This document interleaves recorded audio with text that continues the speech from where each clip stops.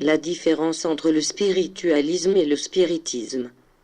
Les enseignements de cette doctrine spirituelle, qui servent de préparation aux hommes de ce temps, furent transmis à travers l'entendement humain.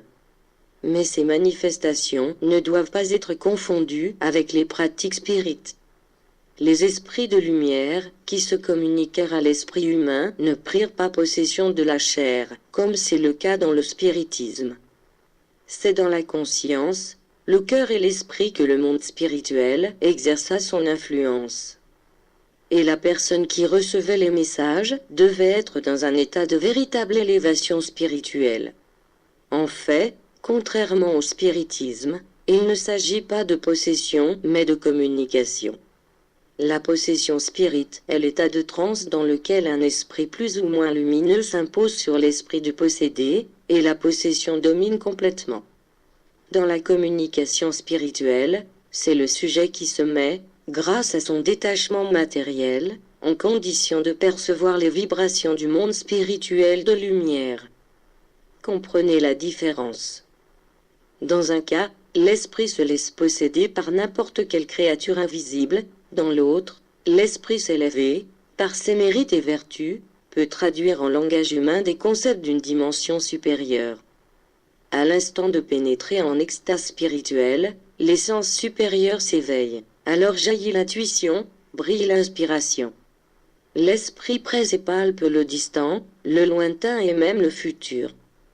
Ce qui paraissait impossible ne l'est plus. La communication entre l'être humain et les esprits de lumière de l'au-delà se fait grâce à l'intelligence, la conscience commune à tous, et l'état d'élévation et de pureté atteint dans les moments d'extase. La pratique du spiritisme, antérieure à la communication spirituelle, et bien qu'imparfaite, fut permise par le Créateur et Maître des esprits, car elle vint secouer le scepticisme, le doute et l'incrédulité du monde matériel, ignorant de la vie de l'au-delà. Le spiritisme peut être considéré comme un mouvement précurseur du véritable spiritualisme.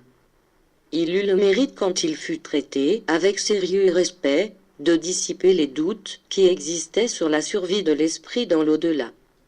Il expliqua aussi de nombreux mystères de la vie spirituelle. Cependant la doctrine spiritualiste est différente. Elle provient non seulement des inspirations du monde des esprits de lumière, mais de l'esprit de vérité lui-même. Ayez la certitude que c'est l'Esprit de Dieu qui inspire ces enseignements. En ce temps de révélation spirituelle, seuls les esprits désignés par une volonté supérieure se sont manifestés pour protéger, conseiller et donner certaines explications.